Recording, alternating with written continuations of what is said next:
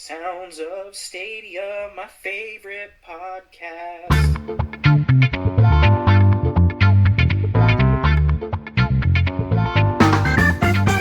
Hello, Stadia gamers. Welcome to episode 29 of the Sounds of Stadia podcast. Join myself and my co-hosts Tom and Richie in isolation as we bring you the Sounds of Stadia podcast every Monday, coming to you from our isolation studios, bringing you the latest gaming news and topics from the week. How are you both doing, gentlemen? Trapped in a box. Trapped in a box. Still. Richie, still trapped in a box? Yeah, I mean, this is the longest I've actually spent at home in a couple of weeks. 'Cause I've already said a few times in the podcast that I'm still having to go in the office most days, but Probably getting out. You getting out of the house. with it being the Easter weekend, this is like day 3, I think, of being just solidly at home and not set foot outside my front door. I had a realization the other day that I hadn't actually been outside for 48 hours at one point, and I just thought I've got to break that. I've got to go outside because Gotta get out. 48 hours without leaving, like going through my front door. Nope, couldn't do that. You need a that is garden. true. Sit outside, have a cup of tea, get you outside for a moment. True. Do you yeah. have a garden, Tom? No, not this Or like a apartment. communal There's no area? communal area or anything. It's literally, if I want to get outside, I have to walk around the block, which is it's not the Dangerous. same. Not. Yeah. No, I'm going to come back with a few stab wounds. Just Nah. living that bad of an area, ladies and gentlemen. But yes, we should. I suppose we should acknowledge that it is the Easter weekend. It doesn't seem very different from any other weekend right now, or any other day for that matter. But we just want to say Happy Easter to everyone out there who's celebrating and hopefully enjoying some chalky eggs and some little huts. We've got a little special surprise later in this episode that relates to that as well, which we will get into. Quick bit of housekeeping for everybody out there. We have episode 3 of the Spitling Spectacular, went up on YouTube the Friday just gone, so go check that out. We talk about mushy peas and fish and chips and all the other hunger cravings that we seem to have whilst under lockdown. Don't talk about the game that much. More just what's going on in our worlds and our lives right now. What did we miss? Yeah, It's an interesting flow of conversation. Very. It's just 3 friends talking shit. If you're new to the podcast, by the way, because there is some pertinent news that came out this week that may have drawn you into our show. So welcome. If you're new to Stadia, also welcome. You're in for a hell of a ride. This show, we talk about all the news and stuff, but mostly just talk shit about gaming and each other. So welcome. If you want to check some of that out as well, another video that we may as well mention is episode 11, the penultimate episode of our Tomb Raider Let's Play, brought to you using the power of Stadia, went live on Saturday just gone also. So jump in, check that out. It's all available to stream on demand now. Forget the Tiger King. He's yesterday's news. Where it's at is us 3 playing Tomb Raider Definitive Edition on Stadia, so definitely go check that out. And what else have we done, lads? Me and Richie, we were over on Chase, our good friend over there, at Phantom UFC fan, not a Manchester United fan, we've established before. Actually, if you listen to this episode, if you, Chris, I'm talking to you, did the editing right, you'll have heard Chase's lovely subtle singing tones introduce the show today, so we hope you enjoy that. Let us know if you want us to keep it. Copyright, we'll send him a check in the post. It'll get Really? I don't know. He may deserve some kind of royalties for those sweet. We'll give him a shout out. We'll give him a shout out. That's it. That's your payment right there. And any other videos? What do we do? What else is the lads? There's Doom Eternal from Purchase to Play. Yeah. Our next installment of the Purchase to Play episode went live as well, where we basically try and showcase the power of Stadia and how it differs from other major platforms out there, and how very much from purchasing to getting on with the hell raising, you can do that all in under 2 minutes flat. Even quicker if we click the mouse a bit faster on when we download and purchase things. I noticed that when I was missing the button. just when I was editing the video. And like I was getting to the end of the video and I was like, right, we're just ticking over 2 minute mark. And then I went back and I realized like actually how much like dead time there is when you just generally browse around and clicking. And actually from purchase to play, it's probably a lot less. But a hell of a lot less than a 60 gig download, that's for sure. And there was Bethesda account creation as well in that one. So yes, there was, Richie. That takes a bit more time. If you already have one, you're in quicker. It does seem to Even be like quicker. a similar theme and time across all games at the moment. They're like less than 2 minutes, and you cannot fault that, can you? Really? No, You really not at The all. load times are ridiculous. Went back to play Jedi Fallen Order, and I was dying a lot at first, and the load times were painful. Don't you blame your deaths on load times. No, I'm not blaming them. Don't Just like saying, this it was combat. painful after I died. to sit there and go, oh, what do I do for the next 5 minutes? Yeah, I did find with that, it's weird that when you die, it has to load the full thing in. But if you jump off a cliff, bang, you're straight back into it with almost like a fraction of a second. But hopefully, if EA finally pulls the finger out and gets themselves over to Stadia, we may see Fallen Order in the near future, along with some sporting games and everything else. Fingers crossed. We can only with hope. you on that one. But again, for those newcomers and those veterans of the show, you will know what we mainly do is dive into the week's news, which has been a very, very exciting week. If you've not happened to catch it out there, some big stuff dropped on Wednesday, Tuesday. Doesn't matter what day it is because we don't even know what day it is today anyway. It was a weekday. It was a weekday. I was at work, so I can confirm that is true. So, Tom, will you lead us off and match Chase with his singing voice? Ooh, okay. I'm not going to sing it. Come on, don't put that pressure on me. The Super Sing Sexy it. Special Stadia Story segment, aka the news. The news! Out of sync with the power of latency and video web networking. But yes, we had a super busy week. Not many individual stories, but some juicy, meaty ones. Some Tom's Beef would like a bit of that. Definitely throw back to when we used to do that almost every week. It will It seems to as soon as I will find something beefy to talk about, we'll talk about it. Our segments I've noticed over the 29 episodes we've done, the 29 weeks, gentlemen, worth of content. We tend to mix it up. We keep it. It's almost like a tapas style. Just come in and we'll just pick and choose the segments we want to drop in. We have like a grab bag of segments that we'll just pick and select, depending what's happening, really. There's a new segment. There's a new segment we may even have to add in after our appearance on StadiaTalk this week, which was Richie's male escort program. If nobody checked that out, we should probably draw attention to that. Richie apparently is also a male escort, and apparently, who would have known? Apparently, and they may or may not be a Patreon tier going up for Richie's services. But you'll have to check out StadiaTalk, and you'll have to stay tuned to later episodes to find out how that business evolves during isolation. Wow. We will see, but first, we might as well get on to the first biggest breaking news story of the week, which was maybe why a lot of you are here listening to us today, right now, this very moment in your homes, because you shouldn't be anywhere else. Stadia Pro has gone live free for 2 months. Wow. 2 whole months for free. Out of nowhere, right? Yeah, literally out of nowhere. Like John Cena does all over the place. Now, there is a few pertinent points to this, so we'll do the rundown. So it was Phil Harrison made a statement on the Stadia blog. Something about it's the most challenging times in recent memory. Keeping social distancing is vital, but it's good to stay on for long periods can be difficult. Video games can be a valuable way to socialize, which I think we would all 100% agree. Probably we've done more socializing through digital means, and gaming is a massive part of that. I think even before all this happened, we were all 100% championing social interaction through games. And what they've basically done is Stadia is now out there to the world, with still in brackets 14 countries only. We're not quite out there globally just yet.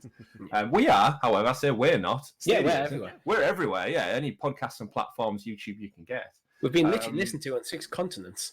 Yeah, 6 continents. Just Antarctica. We're coming for you. Yeah.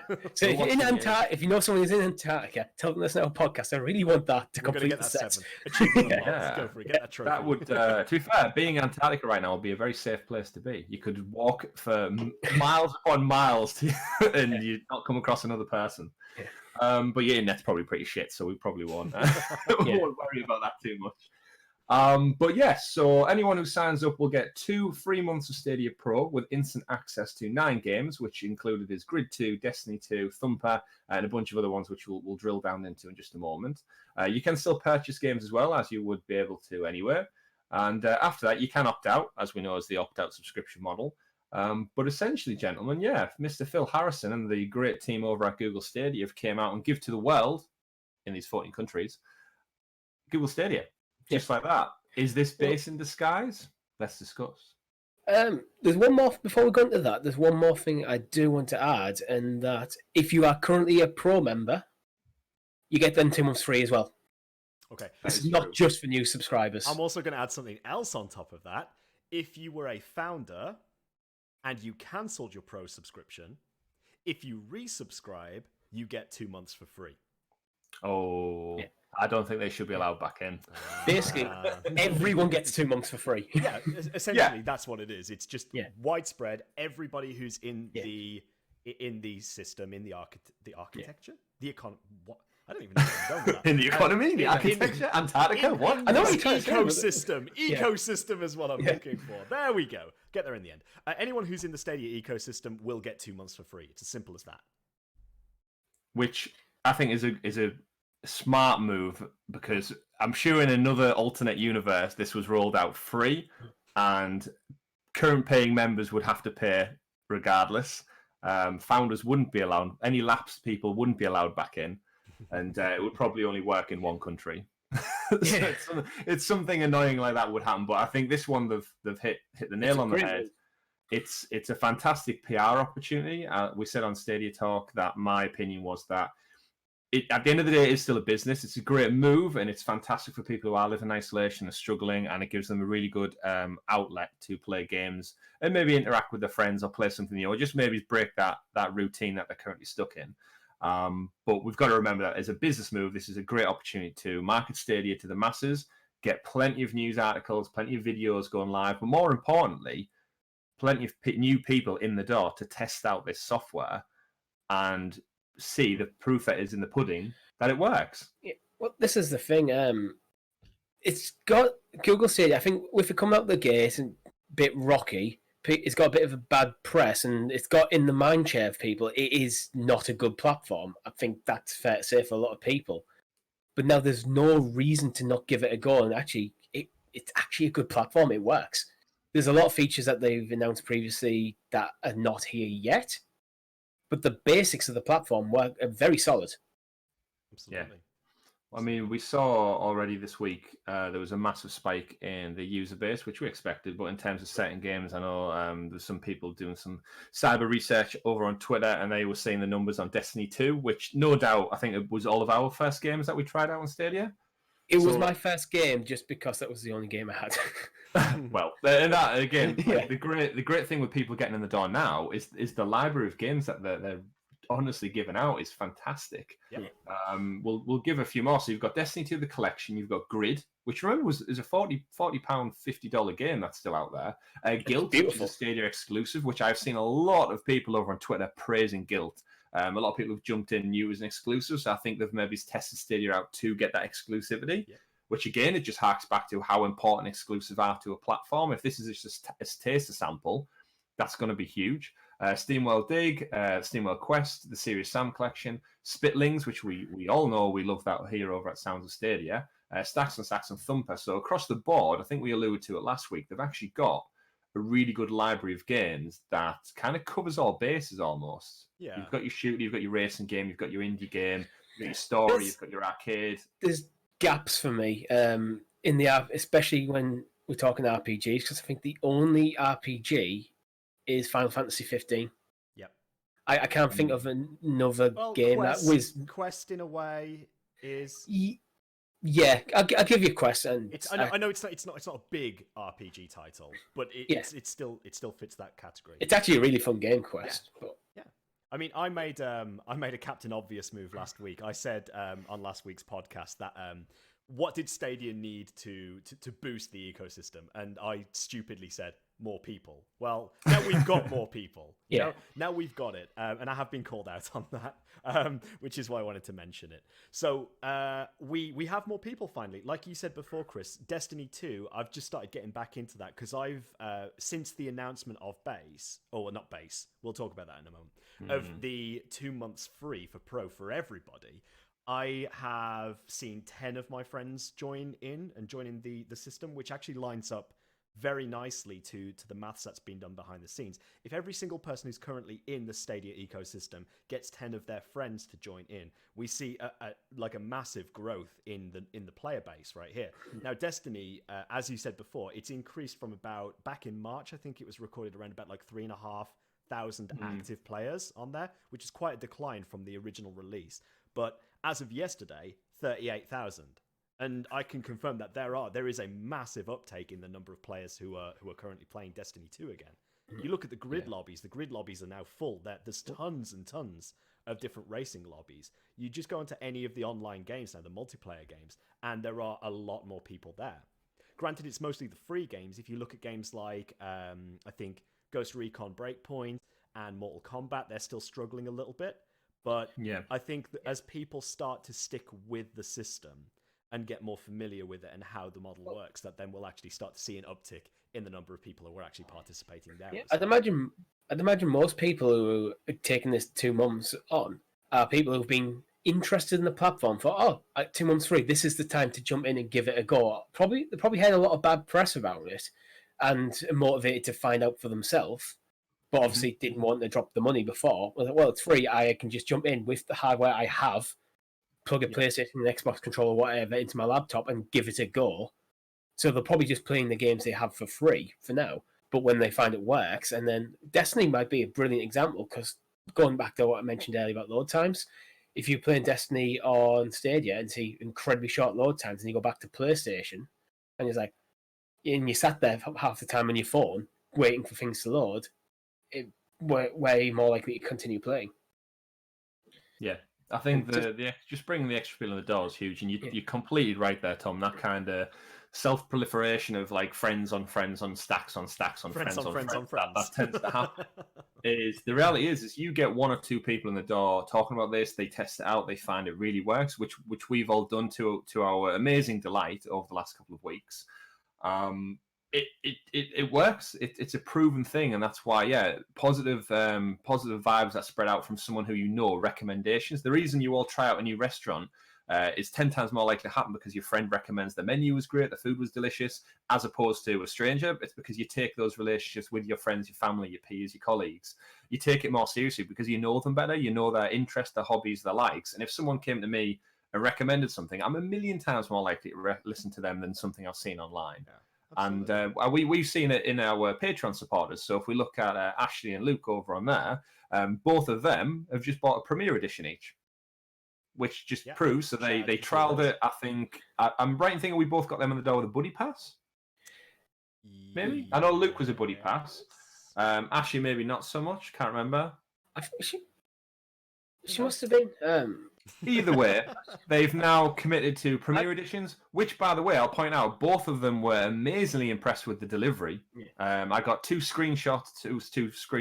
photographs of their delivery as soon as it arrived, just to show how the order was confirmed, and then the next day it arrived by like early afternoon. Yeah. Boom, there's my Premier Edition, and it just makes me jealous that I really want that white controller now. I've only got, even though the Founders one's beautiful. Yeah. Yes, Tom, where can I grab that? Where's the screen? Here you go, Chris. No, wrong way. Here we go. If only. Oh wait, if you try that again, Tom.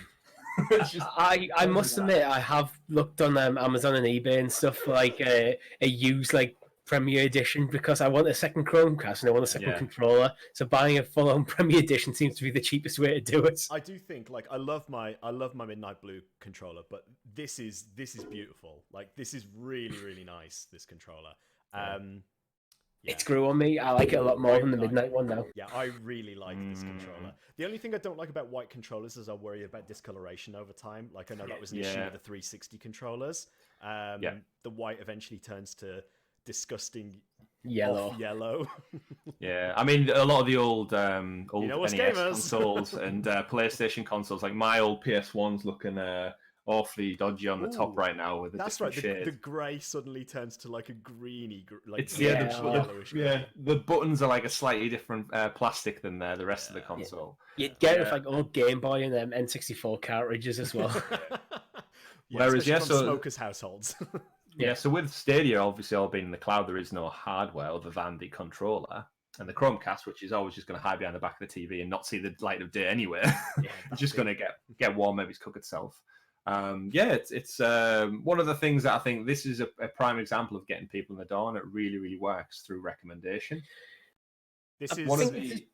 The one shame I think is missing. It's missing a few of the big titles, your Call of Duties, your Battlefields, your FIFAs and stuff. So when people are jumping in and look at the library, a lot of these people who they buy that game every single year and nothing else. Yeah. They're looking at the library and it's not there for them. So I can imagine a lot of these people are going to lapse. Yeah, it's a bit sort of like underwhelming when you look at the library and you just go, I don't really see any point in buying There's a few big gaps if they're plugged. they're being much better footing. Yeah, I think there's been some conversation in the community that's sort of had me thinking about this. And we've obviously got to think 2 months down the line from now, how are they going to try to keep and retain some of these new people who've joined the model? And we're probably going to look at probably, I would expect, one of the AAA titles to go free. The discussion around things is possibly the Division 2, which I think would be perfect. I think that would be a great shout in the next couple of months to get people to stay. Yeah, my opinion is that the Division 2 would be great. They also run the risk of annoying people who've bought it previously, as happens with every game. No, I think it's just more pertinent while the library is so small. I said yesterday my interpretation would be Rainbow Six Siege would be a massive one to get in. It's another one of Ubisoft's big hitters. We know it's in the pipeline. It gets constant support across all platforms anyway, with like year 5 or year 4, whatever they're up to now. I think for, like you're rightly saying, Tom, at the end of that 2-month period, they need a big hitter to come out swinging and say, look, if you've enjoyed Stadia for the last 2 months for free, he's a reason to hang around. And if you drop something like Siege, which is so well supported and has such a thriving community, get that out there. All it needs is, even if it just grabs, 5-10% of these free trialist people, it's more people than we're going to be there to begin with. And that just continues to grow over time because, as we've seen with our own libraries, the more games that stack up, the more reason you've got to hang around, because you don't want to throw it all in the bin after you've got the best. I'm completely with you there with Siege. Siege for me makes a perfect pro game because you have to think about from the business side. It does have a season pass, and as you mentioned, it's like 4, 5, 6 seasons in. If they drop maybe the game plus 1 or 2 seasons for free as a pro game, and then and by the way, there's this extra content if you want it. Yeah. There is talk creating that revenue stream. There is talk as well that Siege might be moving to a free-to-play model as well. Yeah, I've heard that several times. Would tie in very nicely if that comes in the next few months. That would be almost like a perfect drop right there. Yeah, I mean, you've got to imagine Siege has made its money back tenfold now for it to God, yeah, easily. Like the fact that now, and they clearly keep supporting it because it's financially viable. I know there's a lot of skins and packs and weapons and stuff you can buy. So a type of game that's outlived its development cost, it's all printing money at the moment. So you want to get it out there. There's a huge esports community surrounding it as well, and it's a way of finally getting esports into Stadia as well. And we've seen with esports as well. Sometimes these games transcend the platform. I think Smash Brothers Melee is still a major esport. Yeah. Despite the fact it's 4 versions old now. Yeah. Because you've got Brawl, you've got Wii U, and now you've got Ultimate since, and it's still a big one. So these esports can last forever. Yeah, and that's the goal, to just print money by a continued thing. If you've got a game there, why not just keep it? I mean, look at World of Warcraft. How long's that been going for now? I know it's not competitive, but in terms of just that player base... Well, it does have PvP. It is a competitive element to it.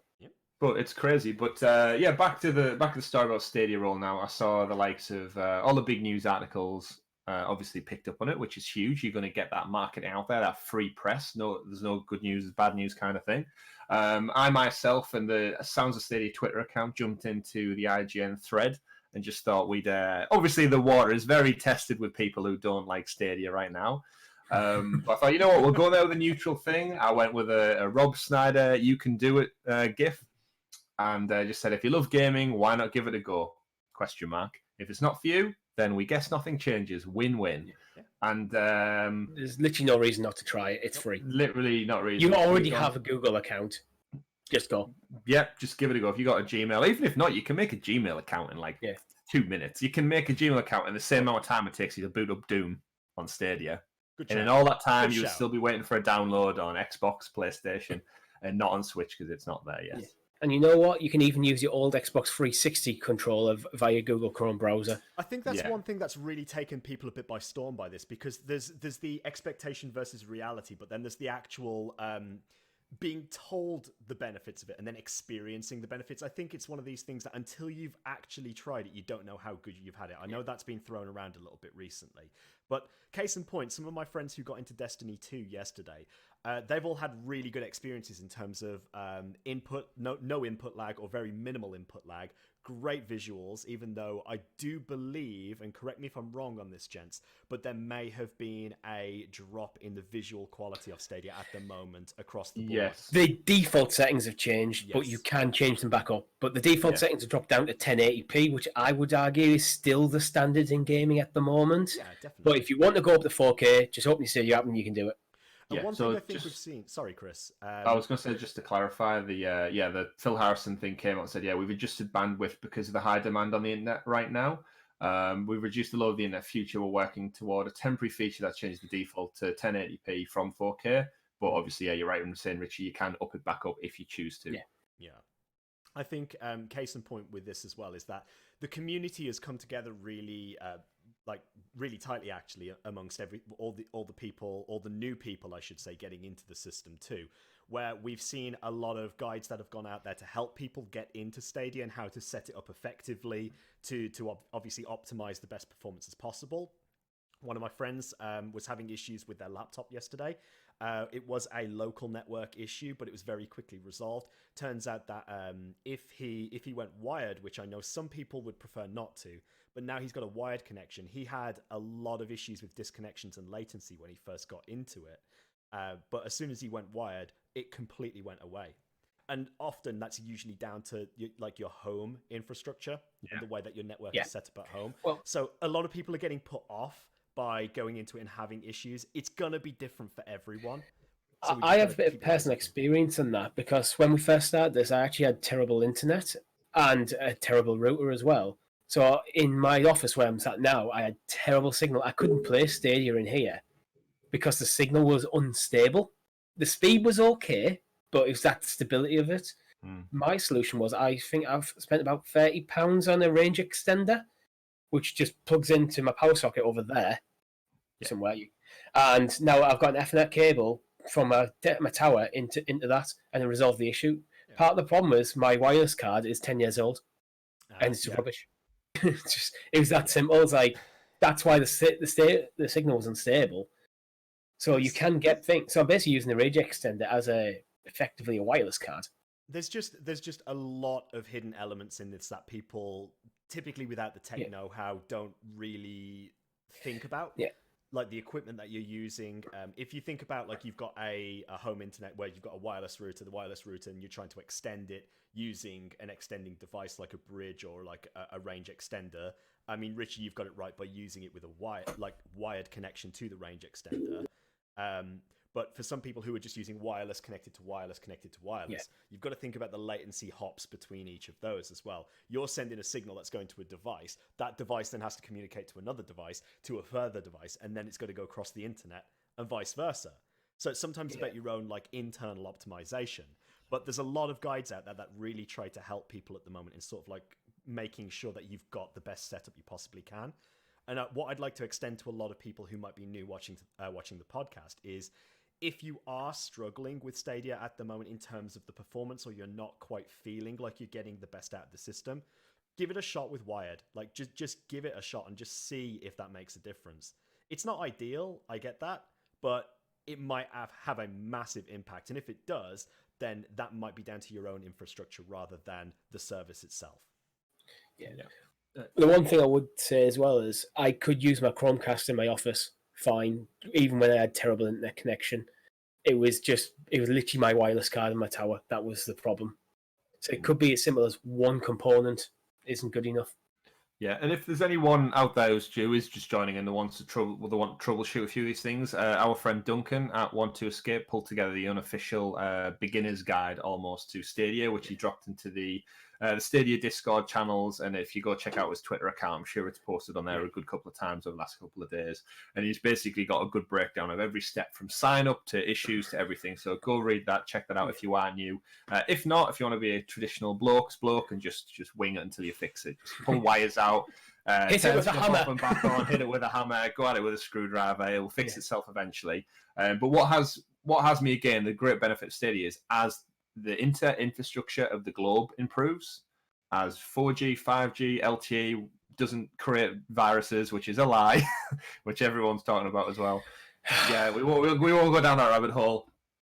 once this infrastructure improves, it's only going to get better. And let's be honest, the internet isn't going to get slower over time. If you look back in another year's time or 2-3 years, when Stadia has its exclusive studios pumping out games left, right, and center, the libraries, 10,000 games plus, all that kind of stuff, everything's going to run a lot smoother than it is going to now. So I think it's a great opportunity for Stadia people to get in the door, try it out, give it a go for 2 months, and you know what? You might still be hanging around with the rest of us come what may. I'm going to throw a quick caveat in there as well, because you mentioned LTE. Stadia is not currently supported over LTE at the moment, which is something that we know that they are actively looking into to try to resolve. But if you are hoping to use it over LTE, then just brace for impact, really.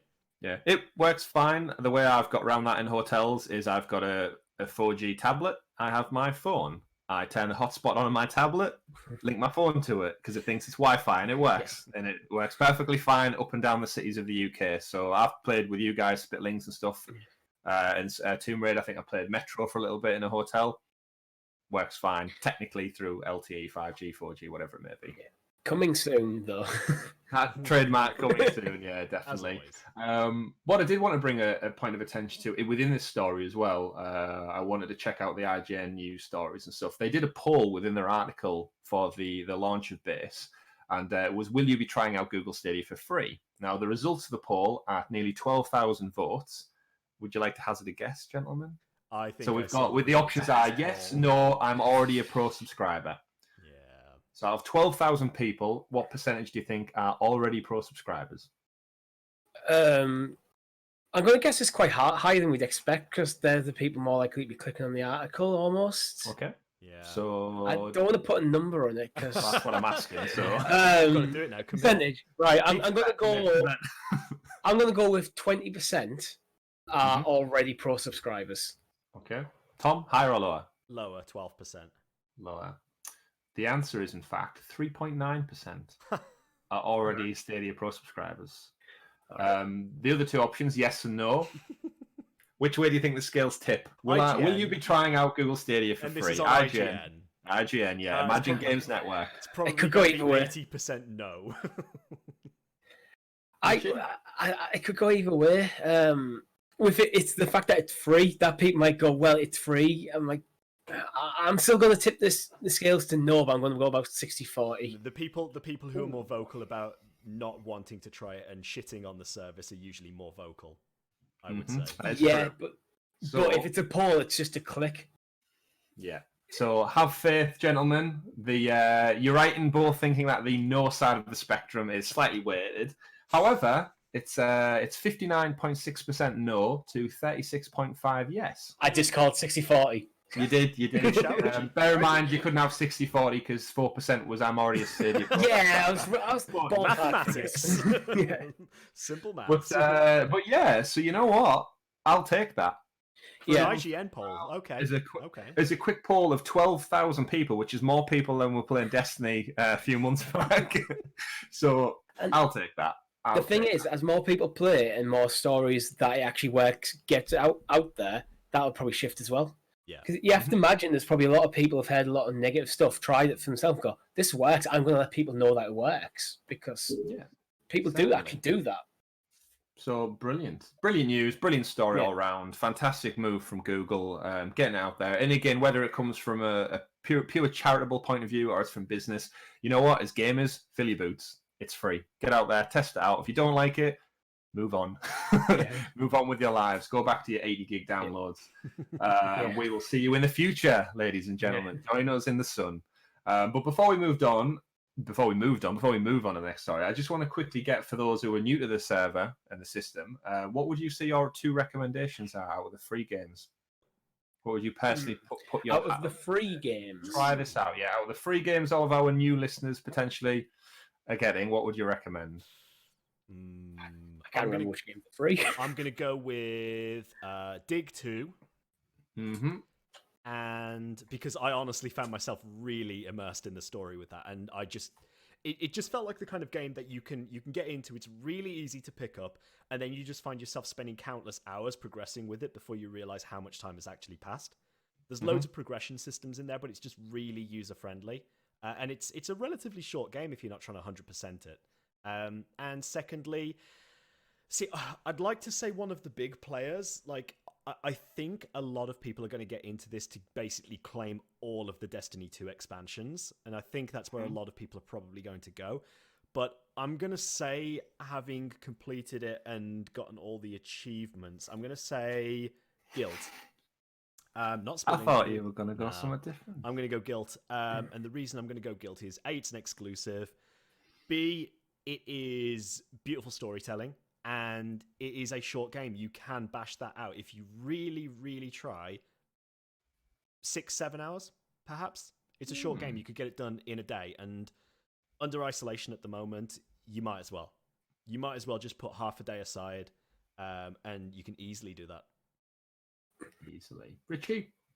I'm just looking. I've noticed on the Stadia store, because I couldn't remember which games were pro, and all the games that have been pro are no longer listed under the Stadia Pro Games title. So there's things like Metro is missing. Like, there was some ones that they've extended. I think it's not all of them. Yeah. So I'm going to pick out the ones that you can claim now, not anything previous. I'm going to put Spitlings up there because one of us needs to. Okay. And it's genuinely a great game. Yeah. That was going to be my choice with Spitlings. Yeah. Especially if you're at home and if you've got any family, you've got any children and stuff, it's a fantastic couch co-op game. That's actually a really good shout. I think at the moment, with everyone being at home and on lockdown, this is the kind of service that if you've got kids you need to entertain, then do it. Like this is a no-brainer. Yeah. Really, there's so many games that you could play with your kids there. And for my second choice, I'm going to go with something that isn't actually a game that I'm overly fond of myself, because it's just not my sort of game. And I'm going to go with Grid. Okay. Because that game is actually beautiful. It plays really well if you get good at it. I'm not. But it's also got a unique feature compared to the PlayStation Xbox versions with the 40-car races. So it makes it's really good for like big community events. And yourself, Chris? Yeah. Spitlings was my choice. That's already been picked. But both of you two opted to give me two choices, even though I'm pretty sure I just said, "Can I have what's your favourite you'd recommend?" No. So, what you've left me with, I guess, you've got to try out Destiny. Just jump in there and test it out, because graphically it looks gorgeous. It is a living, thriving world, and you know what? If you get into it, I know many of my friends have ploughed hours and hours of their lives, if not months, weeks, Gary, into that particular game. And yeah, you know what? If it's free, the collection, jump in with all the DLC. I had good fun with Destiny for a week when I first got Stadia, but it wasn't for me. But it's a good game. Like I say, it's an amazing game. Now I've got a lot of friends who are picking it up again. I'm probably going to spend more time playing it. Holly's just gotten into it as well, so I'm actually playing through some of the stuff with her. So she's just had her internet sorted, and she's not much of a shooter player, but she's enjoying it and she thinks it's a really pretty game. So I'll give it another shot there. I'm going to take this opportunity real quick as well. I just want to set a personal challenge for everybody listening to the podcast right now. Personal challenge. Right. We talked about it earlier about getting friends into the ecosystem. I want you to find 3 people. Every single person, 3 people. Find 3 people who currently do not play Stadia and get them to try it out. They don't have to stick with it, but just get them to try it. 3 people. But they do have to subscribe to Sounds of Stadia. If every single person listening to the podcast finds 3 people who can try Stadia out, which they can do for free, then we could see a huge uptick in the community. And that's what we want here. We want the community to thrive and grow. Thrive and grow. Join us in the sun. Fantastic. Brings us on to our second news story then of the week. We couldn't go without mentioning this news story. If anything, it was potentially bigger than the Stadia Pro news.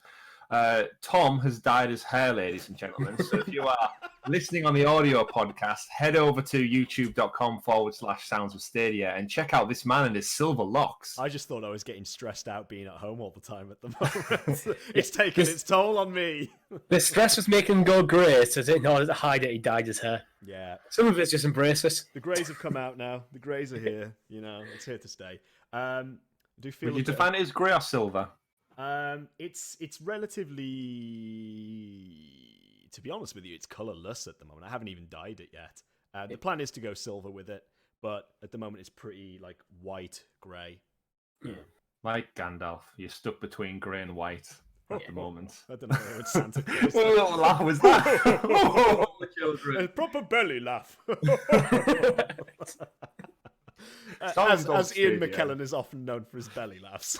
Yeah, he's notorious for them.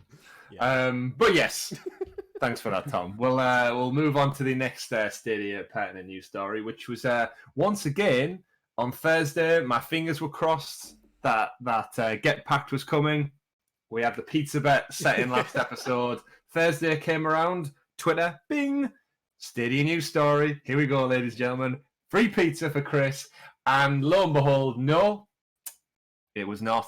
It was some free game announcements. So you know what? I can't be upset with that because some free game announcements on the way at least. So to keep us happy. So, gentlemen, we had 2 new game announcements.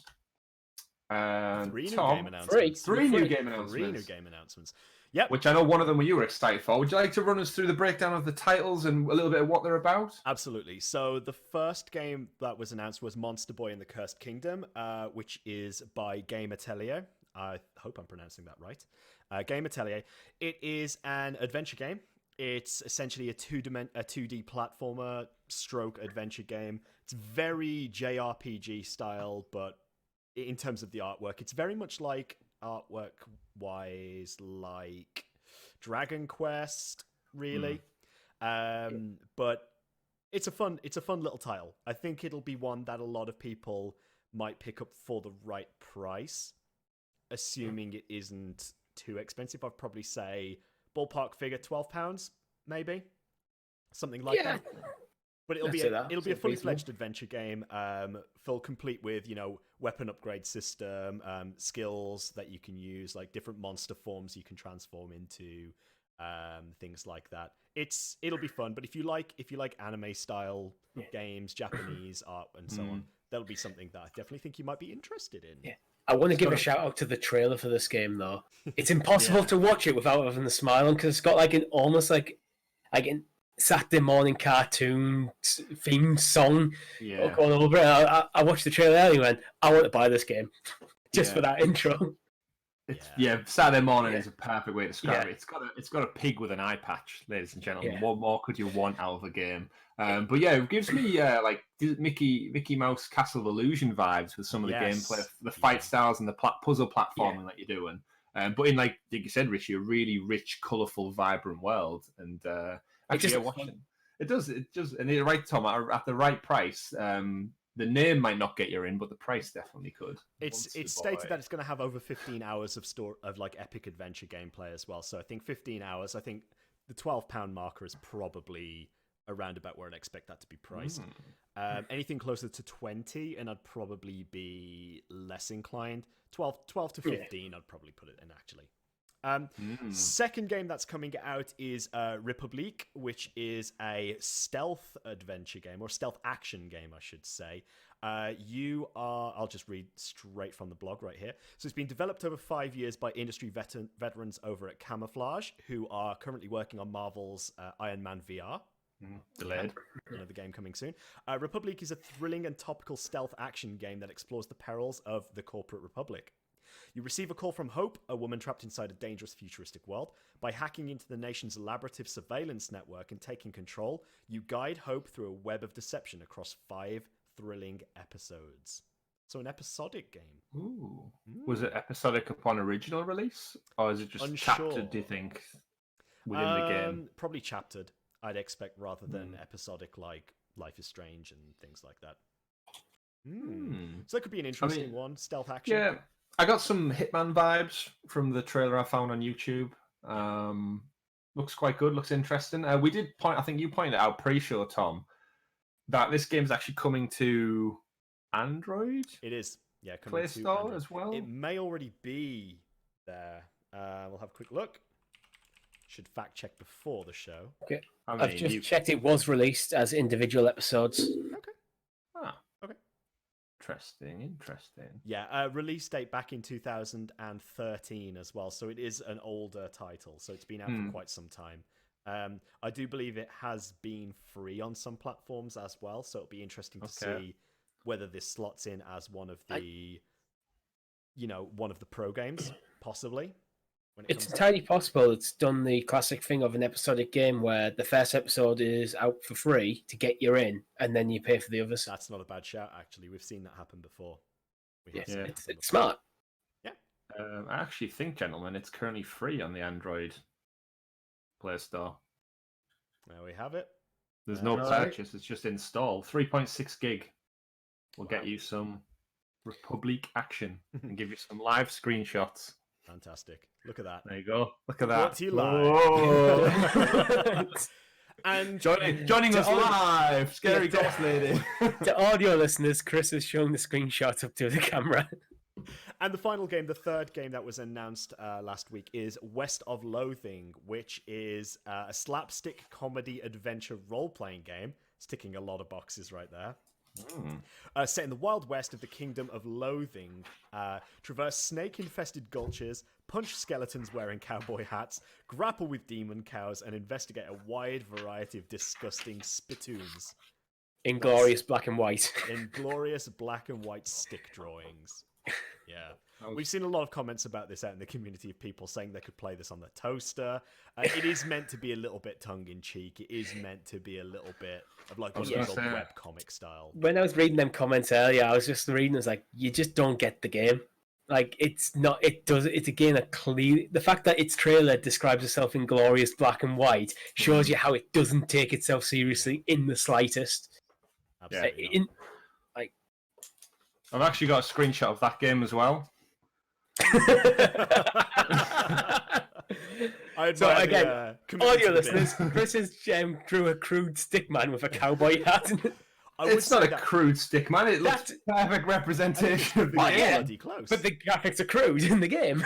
I So- don't know why I'm gesturing with my screen when I've got the trailer on. I'm just going to go through some of these features because I think some of the features of this game are actually like really, really sort of like why you should get this when it comes out. We have a crunchy turn-based combat. Yes, it is described as crunchy, but only if you want it. There is a liberal use of the Oxford comma in the game. There are over 50 hats, disreputable saloons, several gulches, and, most importantly, a drunken horse. So Well, why if not? the other game's got a pig with an eye patch, you've got to step it up, right? Absolutely. Absolutely. So those are our three games. We've got West of Loathing, Republic, and we've got Monster Boy and the Cursed Kingdom. Coming soon. Trademark. Coming soon. Now, West of Loathing, all jokes aside, I've heard great things about this game. It looks If fun. you're into like just like dry comedic, like I don't want to say low budget, but it's that similar kind of like approach that kind of South Park took originally, where I remember seeing South Park plastic. first time thinking, why is it still 2D cutout people moving? And look how huge South Park is, because it's all about the comedy. That's it. It doesn't need to Yeah. be graphically Yep. amazing to make you laugh, and this is definitely what that's going for. I think I'm the looking forward very to it. minimalist art style makes it stand out, actually. If they went for a bit more of a colourful art style, it probably wouldn't. It'd probably get lost. The fact that it's black and white and stick drawings Mm. makes you. What is this? I generally would be more likely to click on it because a new game is a black and white stick drawing. What's that about? Yeah. Out of curiosity. You are completely right. Okay. It does make it stand out. And I remember the name. I remember as soon as it popped up, I remember seeing it way back when it was announced somewhere else. Because you're right, Richie, the art style is so backwardsly distinct. It works. It works for them. It's not even backwardly distinct. I don't think any game I mean, at in any terms of point it, would be it seriously drawn in a stickman style. I remember me of those flash stick games you used to Yeah, play in Stick school. death. I think that's Yeah, exactly yeah, what it's going for. It's just sort of playing on that sort of like silly fun time, just Made this in Microsoft Paint. yeah, whatever the Kinda hell so. happens. Let's just go for it. And if you're watching developers of the game, if you need any additional artists on it, I'm free to help out with some additional DLC. Yeah, same. I'm not an artist at all, but I'm sure I can handle this. But yes, so 3 new games. We don't know when. Coming soon. Hashtag trademark. But what we do know is we've got some prices that have came out. They end on the 29th of April. We got some pro deals. So just to tantalize people coming in the door even more with their free 2 months, why not tease them a little bit more with some discounts on some other positively received games? We have Kine coming in at... Did we confirm if it was Kine? Kine, it is Kine. kind. Coming in at £10 down from 20, so you got a 50% half price reduction there. We've got the big Western release, which ties perfectly into West of Loathing. Slightly different ends of the graphical. Yeah, just a bit. Yeah. If Western Stickman isn't for you, why not check out Red Dead Redemption 2? Join Arthur Morgan as he ventures through the Wild West and shoots up loads of people in glorious AAA quality. The pricing on this one's actually quite interesting because looking at the price drops, you can clearly tell they're pushing you to the more like the Ultimate Edition, because there's only £4 difference at the moment between the standard and the Ultimate, instead of usually about 25. Yeah, so there's price drops across all different variants, but you're completely right there, Richie. The Red Dead Redemption 2 Ultimate Edition is down from £79.99 English pounds down to £47.99. So quite a nice sizable chunk there. Yeah.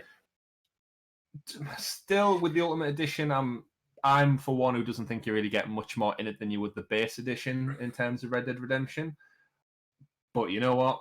It's probably worth the £4, probably not worth the 25. Agreed. And final game is the Tomb Raider Definitive Edition. Is down to a tasty £8, the cheapest game on all the Pro Deals right now. Yeah. If you are a new free member and you've not checked out Tomb Raider right now, if the £8 isn't for you, tell you where you could check it out. youtube.com/Sounds of Stadia, whereas next Saturday, the final episode, the finale of our Tomb Raider playthrough has gone live. So join me, Tom and Richie as we adventure through with Lara. So you know what? Save yourself the £8 if you really want to. It's free to go with our glorious faces. Just, if anything, send us the £8. Patreon.com/Sounds of Stadia. Yeah, you can watch Tom waste all of that ammo killing crabs and seagulls. Yeah, so, and you know what? We don't even need the full 8. Just 78p is the entry-level tier. Keep the £7 odd left for yourself. Go treat yourself. Yeah. Get some hand sanitizer really in. Things coming to our Patreon soon as well, so definitely now is the time to get on board with that as well. Yeah, shameless self-plug right there. help us up our graphic fidelity from stick figures to AAA quality for you. And if you do, I might even change the color of this light in the background. I thought you were going to say your hair then. You've just done that. Yeah, a Patreon sub for people to decide what color to dye my hair. Yeah, £1 million and Tom will dye his hair whatever color you choose. For £1 million, yes, absolutely. And another story then this week, which was picked up by 9to5google.com, was that in another APK file, it looks like Stadia may be readying for an Android TV rollout, which we've anticipated for some time. But essentially, they've done some digging around in that super secret codex file again and found out that, it's been prepped. They've actually been able to boot it up and get it installed on some TVs, and the Stadia logo is included in that. So it actually shows up. It doesn't work, but the logo comes through as all official and it features it. So for me personally, someone who has a 4K Android TV downstairs, and we've alluded to before, many Chromecast sticks, this kind of thing excites me for that I may be able to play it on other devices kicking around the home without the need of buying something else. And Richie, we chatted about it yesterday on StadiaTalk, but Tom, bring your info to the table. This removes the barrier for entry. This is potentially huge for while it's free for 2 months. They can roll out this during the free subscription. You know what? You don't even need a Chromecast stick. You got that TV in your living room? Jump on it. There's the Stadia icon to download from the App Store. Go. What are your thoughts? The one thing I would like to think about is if they've launched the app on the TV, how do you connect to it in terms of a controller? Well, I've just had a thought about that. They could potentially use your phone as a conduit to connect. If you wire any other controller into your phone, then use your phone as a conduit to connect. That is exactly what I was thinking. The other thing I would like to point out with this APK, these APKs actually are really worth discussing sometimes because it sort of gives us a glimpse into the path that Google want to take with Stadia and also sort of like what we can expect to see next.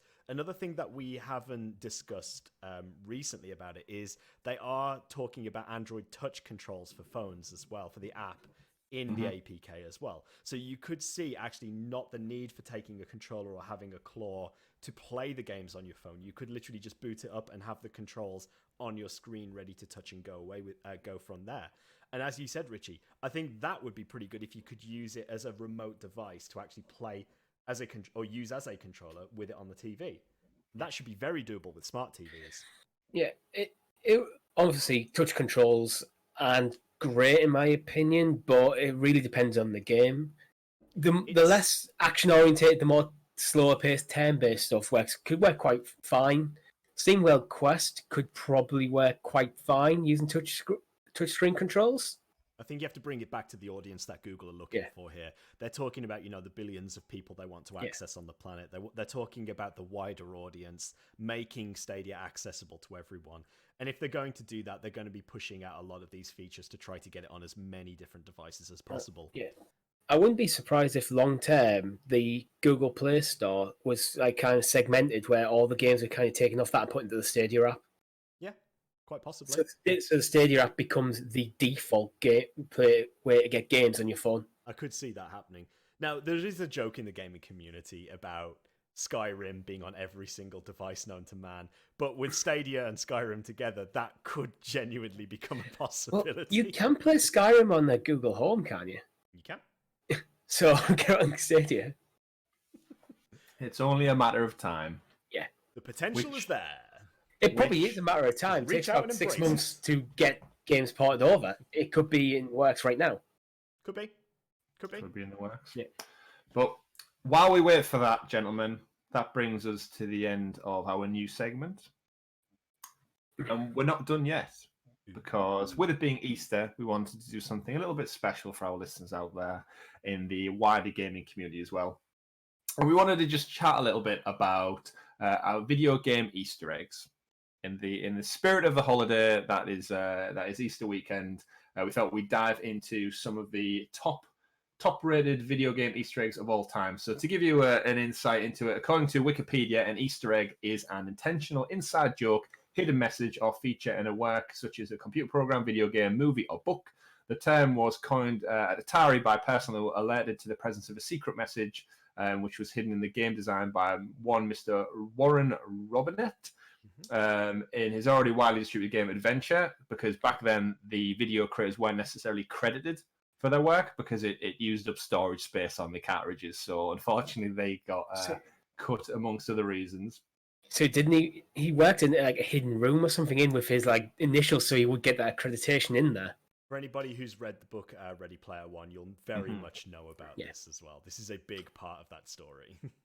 Yeah, so we've plucked a few of them out. We've got these rankings from ranker.com, so don't at us about the rankings or anything. They're not our personal choices. I had a few personal ones that I wanted to bring to the table, but I thought we'll go through and highlight a couple. So you guys have got the doc, haven't you? So you can see what exactly we're looking at. So we'll work from 25 upwards to number one. At a nice brisk pace to wrap this up for everybody, because we know they all want to get out to their summer barbecues in the garden. But yes, so coming in at number 25, we've got Dead Space spells Nicola's fate already, which I didn't know about this one.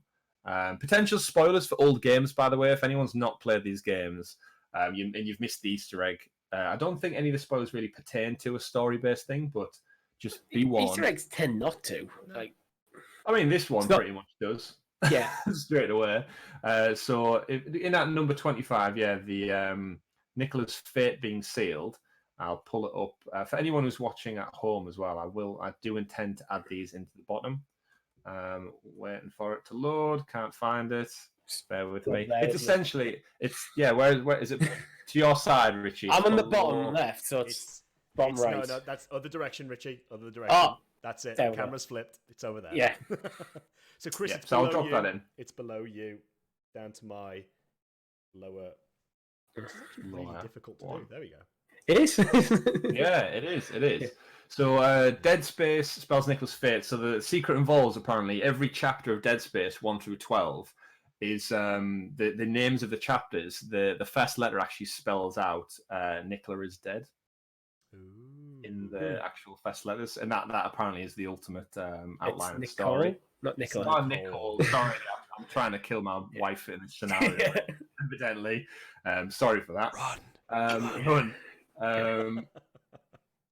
Coming in at number 24, we've got the sarcastic announcer. I've just realised, actually, because Ranker, you can vote and down and upvote these things. Yeah. They may have changed from the other day when I made the list.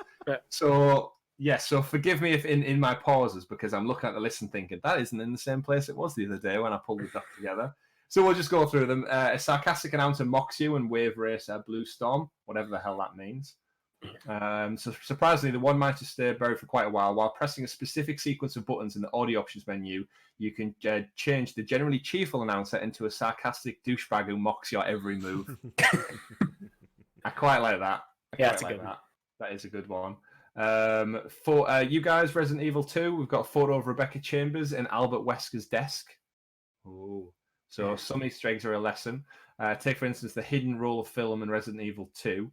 In the desk, you'll check it 50 times to find it, but apparently in the develop room, there is a photo to reveal Rebecca Chambers with the word recruit. So, that mean anything to you guys? Yeah, nope. If it's into Resident Evil lore, but it's part of that, yeah. So, number 21 was my personal one, which I knew about, which was in the game Uncharted 3. There is a newspaper which references the fungus infection for the outbreak, which then goes on to become The Last of Us, which I think is a lovely little Easter egg that's wrapped up in chocolate in that game. Yeah, bear in mind, Last of Us came after Uncharted 3. Mm-hmm. So it just shows that the developers were thinking ahead. Yeah. It's very Pixar-esque of them to hide those little secrets in there. In at number 20, we've got the hidden name initials in credits from Adventure. So you're totally right there, Richie. It's the creator hid his name there in almost like kind of scripted text, but you have to be in a certain room at a certain time to see that. Hidden boss fight in Mario RPG. Anyone played Mario RPG? Long time ago. In a galaxy far, far away. Yeah. I really laughed this one after just recently getting the platinum trophy for Assassin's Creed 3. In the Davenport homestead is Connor, our Native American assassin.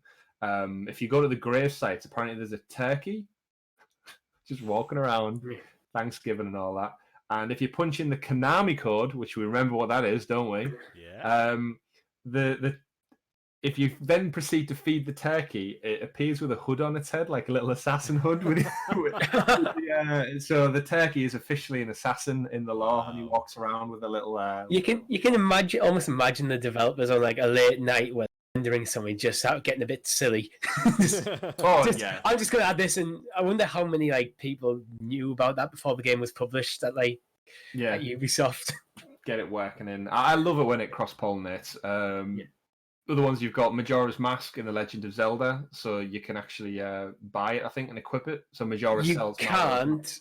It's the Happy Mask salesman has it on his bag. Yes. When you first meet him, you can see it. There's Mario's face on there, very just stripped off, just hanging there. That's quite scary. Level specific codex in Super Mario Smash Brothers Brawl. So apparently you get specific codex from Otacon referring to them. So a good one there was there appears to be a chimpanzee wearing a Nintendo hat to Snake, that conversation. Is that an Easter egg, or is that just part of Smash Brothers, tongue-in-cheek style? Yeah. Are you questioning the official rankings from Ranker.com, Richie? I am. I'm not sure I would consider that an Easter egg, considering Snake is a character. So you know what? We'll downvote it just for you, just to mess with somebody else's setup on there. Sorry, whoever's suggesting that was, you're wrong. In at number 14, Tom, you alluded to this one earlier. Access to the secret cow level in Diablo 2. Secret cow level. So it's a big timey thing in Diablo. The secret cow level. It's embedded in Diablo lore now. But anyone who's played Diablo knows about the secret cow level. It looks scary. They're all standing on two legs. I'm trying to think it was Wirt's leg, and I can't remember what the other item was. But you have to put it into the cube to create. Tome of Town Portal. Yeah, that's right. Horadric cube while standing in the rogue encampment. That's right. Yeah. So Town Portal and the Scroll of Town Portal or Tome of Town Portal, the leg. Create it using the Horadric cube, and then you get into the cow level, and that shit is messed up. It looks messed up. It's fun. It's so much fun. It's so much fun. Yeah. Speaking of messed up faces, number 13, you can unlock all of the James Bonds in GoldenEye 64. Is that which I didn't know. Craig, I didn't know. No, it doesn't. No, up to Pierce Brosnan.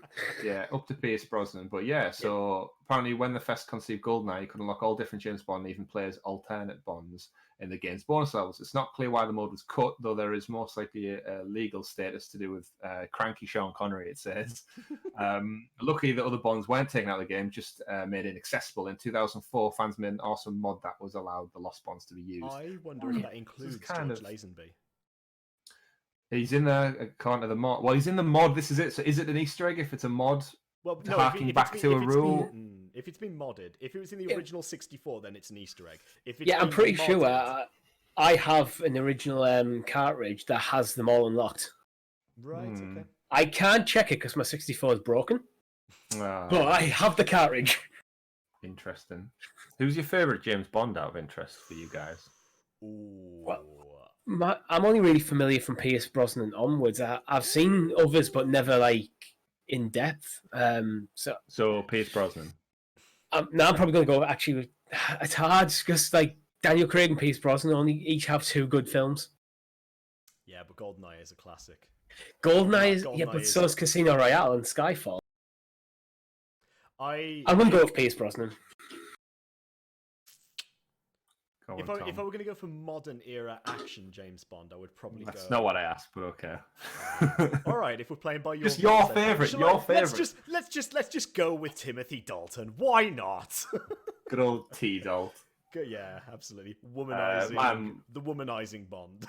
I mean, they all are in a weird way. Daniel Craig just gets in the shower with someone in one of the recent Skyfall, I think it is. One of them, he just gets in with Monica Bellucci, just like totally just her husband's been killed. I'm just going to get in the shower with her. If you could get in the shower with Monica Bellucci, you would. Well. But is she unlockable in GoldenEye? Doubtful. No. In at number 12, we've got Jar Jar Binks frozen in carbonite on the Imperial Kashyyyk level of Star Wars The Force Unleashed. Yeah, that is one I have experienced. Just a nice nod and an ode to the hatred towards Jar Jar Binks. Me's are going to move on to number 11 now. We've got Bearded Man gives crucial clue. That's it, we're done. In Mike Tyson's Punch-Out, apparently if you watch the guys in the audience, there's a visual cue of a guy pops up with a beard, and that's when you're supposed to sock him one. Well. Yeah. So when you see him duck, you know what to do. Quack. Punch out. If you go into in at number 10, Grand Theft Auto 4, if you go to the Statue of Liberty or whatever it's called on Liberty City, there is an actual beating heart chained up inside the statue, which I do remember seeing and being freaked out by way back when. It's kind of scary to think like Grand Theft Auto had some pretty weird Easter eggs in there. Rockstar are fantastic for it, but in my mind, it was always just a fight scene from the end of X-Men. Inside platform with Wolverine tied to it. All the Ghostbusters are in there rigging it up for some kind of slime robot. X2 or X1? First one, wasn't it? The first one, yeah. I don't know, they're all terrible. Getting my films mixed up. They are not, Richard. They are not. They really are. They're not terrible. Do you not know what happens to a toad when it's struck by lightning? Same thing as everything else. Damn right it is. Halle Berry quote, Bond girl right there, dying of the day. Google that. Number 9, fire off a Hadouken like Ryu in Mega Man 10. Which I always just thought looks like a standard Mega Man weapon move. It doesn't look any different or special. You can fight Jason. How would you ever say this name? Is it Voorhees? Why has it got 2 O's then? Why? Just 1 O. Probably Scandinavian. Anyway. Friday the 13th movies. In Dead Island, so you can fight Jason. He's one of the characters in there for you to kill, which is quite a nice little Easter egg. Number 7, I really did appreciate this one. Plays Indiana Jones in the Lego Star Wars Complete Saga. Nice little crossover there of Spielberg and Lucas working together. The question, is it an Easter egg, though? Is it actually an Easter egg, or is he an unlockable character? I mean, he's not in Star Wars, so... No. Yeah, I'd say he's an Easter egg because he's not in Star Wars.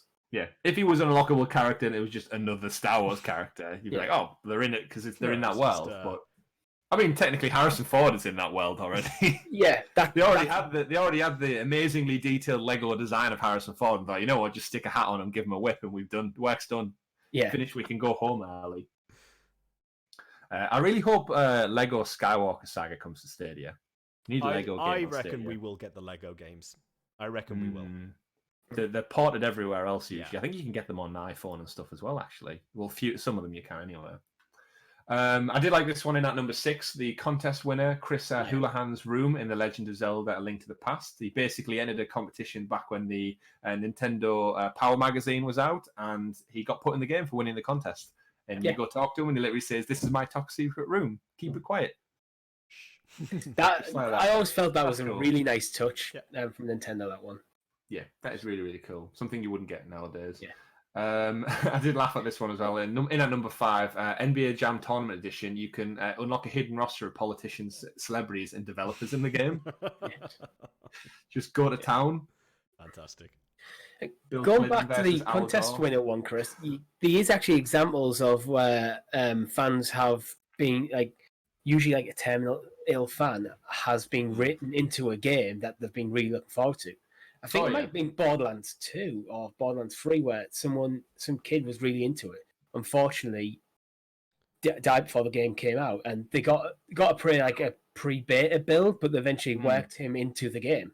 Yeah, they've got. That's always cool. There was somebody who played World of Warcraft who Robin Williams, an NPC. Yeah, Robin Williams, the comedian. There was a player of World of Warcraft as well who was added in. I forget what the name of the Tauren starting area is, but in that area, and there's also Thunderbluff. That's it. Yeah, around the Thunderbluff area, and also the Skyrim grandma, who's very famous on Twitch for streaming Skyrim. She's been added as an NPC as well. Oh, it's always nice. That's the great thing with games, is if with DLC and updates and patches and stuff, you can add extra content into things for things like this. Spider-Man did it really, really well with Stanley, because it's a really, really touching moment with him in the Spider-Man PS4 game, and they added the kind of whole in memory of Stanley and stuff, and it did hit home a little bit. In at number 4, we have Psycho Mantis, knowing what you like to play in real life in the original Metal Gear Solid game. Playing Legend of Zelda. You've been playing Castlevania, Richie. I don't know. Sorry. Chris went for the proper PlayStation one. I went for the remaster for the Nintendo GameCube. Yeah, again, I never owned Castlevania, but I said pre-show that's the one that always comes to my head. I feel like it was in like a meme or something when we were in school. There was like a little clip art animated GIF, and it was like, you've been playing. That sounds like it was like a Newgrounds Flash animation type thing. Yes, I think that's where it's from. It's something like that. I think it really is. Was Castlevania? Did it come out with something just before like Metal Gear Solid or something like that? So it's probably in the zeitgeist at the time. Konami, so just link into one of their other games. Yeah. That was a great Easter egg. The fact that he reads your memory card. Yeah. Seem to like Legend of Zelda, don't you? That'd be scary as shit if you did that now. Just reads your internet history. You've been watching insert website. A premium. You've been on Richie's escort site. Oh, dear. Well, times in last week. You know what? That would genuinely scare the shit out of some people, though, like it did back in the day. Yeah. In that number 3, we've got How to Fight in the Reptile Room, I guess. No, it's How to Fight the Character Reptile. Oh, it says in Reptile in the article. I was like, basically, you had Sub-Zero was blue, you had Scorpion who was yellow, and Reptile was green. Yes. Slightly different movesets. So that was the original Mortal Kombat game as well, that was. That sounds like they've been taking notes from the Lego Indiana Jones Star Wars thing. It's like the skin. It's a palette swap with a few different moves. Here's a bit of a fact for you. Did you know that in the original Mortal Kombat games that they actually filmed people as actors dressed as the characters for the sprites in the games? Yeah. They took the video footage and converted it to sprites. They're not handmade, they're not drawn, they're not digitally created. It's actual footage of people that have been converted into 2D digital art. It's pretty cool. Yeah. That's why the graphics stood out so much for that game. Very different. Realistic because it literally is real people. It is realistic, yeah. Well, it's like when games first started doing video introductions, like cinematography. Oh, man. I remember the Lord of the Rings games when it used to transition from the actual movie cutscene into the gameplay, and it had that very stark point where I'd be like, oh, this isn't the movie anymore. But they used to use the video we don't get FMV anymore, the full motion videos that we used to get. Not really. You know why? Because it's worse than the actual graphics we have now. Well, it was just those wonderful transitions of this filmed clip into blocky polygon animation. But I think Final Fantasy VII is probably the most egregious of that. Where that game had about 4 different art styles. Certainly do. In at number 2, we've got Activision doing something really, really good. In the Call of Duty Black Ops 2, you could play classic Atari hits such as Hero, Kaboom, Pitfall, and River Raid within a private match on the Nuketown 2025 map. So you could actually jump into a little game in the Nuketown area and play it. Which I think is little games within game Easter eggs are always great. I think I remember playing Snake on PlayStation 2. Well, I say it's called Second Sight or something. It's just like the game within the game. It's great. Linking it back to Stadia, the most recent example of that would be Doom Eternal. Yeah. Doom Eternal. We've mentioned actually before in Wolfenstein, you can play like the originals within that, which is always cool. Yeah. With or without Hitler. And in at number 1, whether you believe us or not, according to Ranker, not mine, but Super Mario Portrait appears in the courtyard in Legend of Zelda Ocarina of Time. I mean, you don't have to believe us; it is actually there. No, believe it or not, it's the number 1. It's the number 1 Easter egg. The number 1 Easter egg of all time. That's me a bit. Yeah. Is it though? Really? I feel like it's a very well known one. It's arguably the most known, but is it best? I don't know. We'll see. But a few honorable mentions really quickly before we wrap up the show. I've got the Arkham City map is in a secret room in Batman Arkham Asylum. Really like that. Hidden Mickey is in Aladdin on the Genesis version, which if you buy it, you can get through an extra life. There is Wario on Mount Rushmore in Pilot Wing 64. Which is always cool. I remember discovering that one myself. Like, what the giant Wario face. Altair is dead in a hay bale on The Witcher 2, Assassin of Kings. I really like that one. That's a funny one. That is. It's the ones that cross pollinate that are funny because they're not digs at them. It's just that everyone knows you should die jumping at those hay bales.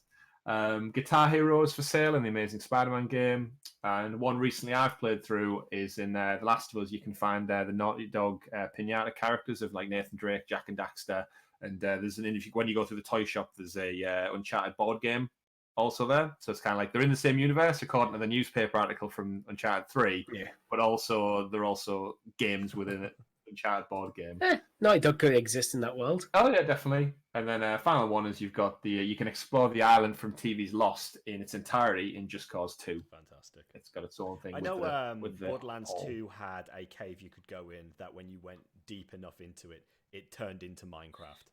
Like you literally walk through and then everything is suddenly Minecraft textures, creepers, like all this stuff right there. So I really appreciate when the devs go like that far into it and just give it a nice homage. Yeah, of course. Yeah, lovely.